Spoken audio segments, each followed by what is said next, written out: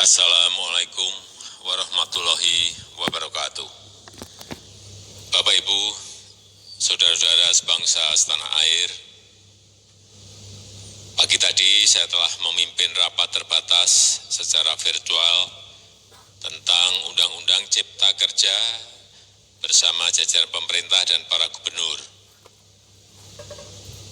Dalam undang-undang tersebut terdapat 11 klaster yang secara umum bertujuan untuk melakukan reformasi struktural dan mempercepat transformasi ekonomi. Adapun klaster tersebut adalah urusan penyederhanaan perizinan, urusan persyaratan investasi, urusan ketenagakerjaan, urusan pengadaan lahan, urusan kemudahan berusaha, urusan dukungan riset dan inovasi, urusan administrasi pemerintahan, urusan pengenaan sanksi, urusan kemudahan pemberdayaan dan perlindungan UMKM, urusan investasi dan proyek pemerintah, serta urusan kawasan ekonomi. Dalam rapat terbatas tersebut, saya tegaskan mengapa kita membutuhkan Undang-Undang Cipta Kerja. Pertama, setiap tahun ada sekitar 2,9 juta penduduk usia kerja baru, anak muda yang masuk ke pasar kerja, sehingga kebutuhan atas lapangan kerja baru sangat-sangat mendesak. Apalagi di tengah pandemi, terdapat kurang lebih 6,9 juta pengangguran dan 3,5 juta pekerja terdampak pandemi COVID-19. Dan sebanyak 87% dari total penduduk bekerja memiliki tingkat pendidikan setingkat SMA ke bawah, di mana 39% berpendidikan sekolah dasar. Sehingga perlu mendorong penciptaan lapangan kerja baru, khususnya di sektor padat karya. Jadi, Undang-Undang Cipta Kerja bertujuan untuk menyediakan lapangan kerja sebanyak-banyaknya bagi para pencari kerja serta para pengangguran. Kedua, dengan Undang-Undang Cipta Kerja akan memudahkan masyarakat, khususnya usaha mikro kecil, untuk membuka usaha baru. Regulasi yang tumpang tindih dan prosedur yang rumit dipangkas. Perizinan usaha untuk usaha mikro kecil UMK tidak diperlukan lagi, hanya pendaftaran saja. Sangat simpel. Pembentukan PT atau perseroan terbatas juga dipermudah. Tidak ada lagi pembatasan minimum. Pembentukan koperasi juga dipermudah. Jumlahnya hanya 9 orang saja. Koperasi sudah bisa dibentuk. Kita harapkan akan semakin banyak koperasi-koperasi di tanah air. UMK, usaha mikro kecil yang bergerak di sektor makanan dan minuman. Sertifikasi halalnya dibiayai pemerintah. Artinya gratis. Izin kapal nelayan penangkap ikan misalnya, hanya ke unit kerja Kementerian KKP saja. Kalau sebelumnya harus mengajukan ke Kementerian KKP, Kementerian Perhubungan, dan instansi-instansi yang lain. Sekarang ini cukup dari unit di Kementerian KKP saja. Ketiga, Undang-Undang Cipta Kerja ini akan mendukung upaya pencegahan dan pemberantasan korupsi. Ini jelas karena dengan menyederhanakan, dengan memotong, dengan mengintegrasikan ke dalam sistem perizinan secara elektronik, maka pungutan liar, pungli dapat dihilangkan. Namun, saya melihat adanya unjuk rasa penolakan Undang-Undang Cipta Kerja yang pada dasarnya dilatar belakangi oleh disinformasi mengenai substansi dari undang-undang ini dan hoax di media sosial. Saya ambil contoh, ada informasi yang menyebut tentang penghapusan UMP, upah minimum provinsi, UMK, upah minimum kota kabupaten, UMSP, upah minimum sektoral provinsi. Hal ini tidak benar, karena faktanya upah minimum regional, UMR, tetap ada. Ada juga yang menyebutkan bahwa upah minimum dihitung per jam. Ini juga tidak benar. Tidak ada perubahan dengan sistem yang sekarang. Upah bisa dihitung berdasarkan waktu dan berdasarkan hasil.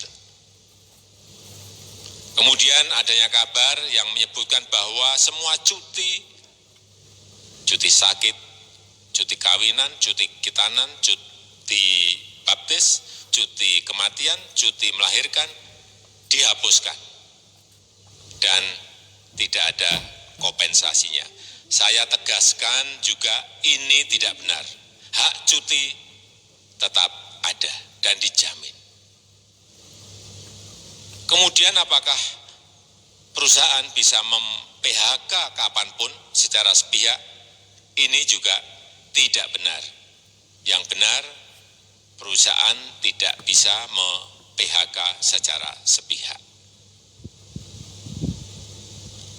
Kemudian juga pertanyaan mengenai benarkah jaminan sosial dan kesejahteraan lainnya hilang. Yang benar, jaminan sosial tetap ada. Yang juga sering diberitakan tidak benar adalah mengenai dihapusnya AMDAL, analisis mengenai dampak lingkungan. Itu juga tidak benar. AMDAL tetap ada. Bagi industri besar harus studi AMDAL yang ketat. Tetapi bagi UMKM lebih ditekankan pada pendampingan dan pengawasan. Ada juga berita mengenai Undang-Undang Cipta Kerja ini mendorong komersialisasi pendidikan. Ini juga tidak benar. Karena yang diatur hanyalah pendidikan formal di kawasan ekonomi khusus, di KEK. Sedangkan perizinan pendidikan tidak diatur di dalam Undang-Undang Cipta Kerja ini. Apalagi perizinan untuk pendidikan di pondok pesantren. Itu tidak diatur sama sekali dalam Undang-Undang Cipta Kerja ini. Dan aturannya yang selama ini ada tetap berlaku.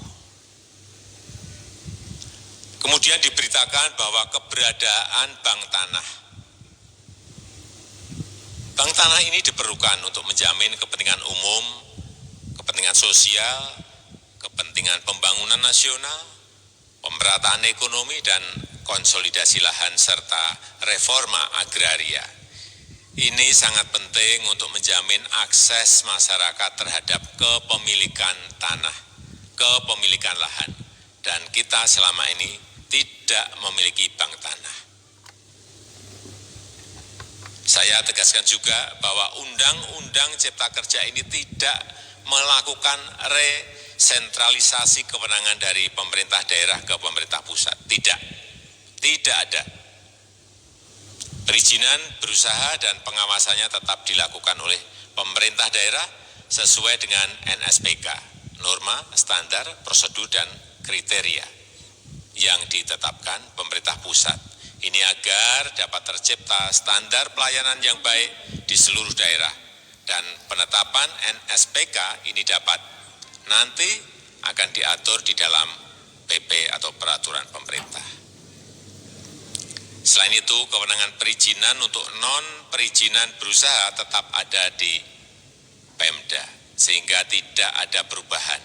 Bahkan kita melakukan penyederhanaan, melakukan standarisasi jenis dan prosedur berusaha di daerah. Dan perizinan berusaha di daerah diberikan batas waktu. Ini yang penting di sini. Jadi ada service level of agreement. Permohonan perizinan dianggap disetujui bila batas waktu telah terlewati. Saya perlu tegaskan pula bahwa Undang-Undang Cipta Kerja ini memerlukan banyak sekali peraturan pemerintah atau PP dan peraturan presiden atau Perpres. Jadi setelah ini akan muncul PP dan Perpres yang akan kita selesaikan paling lambat 3 bulan setelah diundangkan.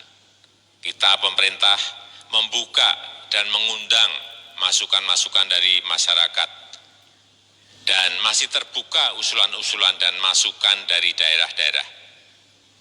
Pemerintah berkeyakinan melalui Undang-Undang Cipta Kerja ini jutaan pekerja dapat memperbaiki kehidupannya dan juga penghidupan bagi keluarga mereka. Dan kalau masih ada, jika masih ada ketidakpuasan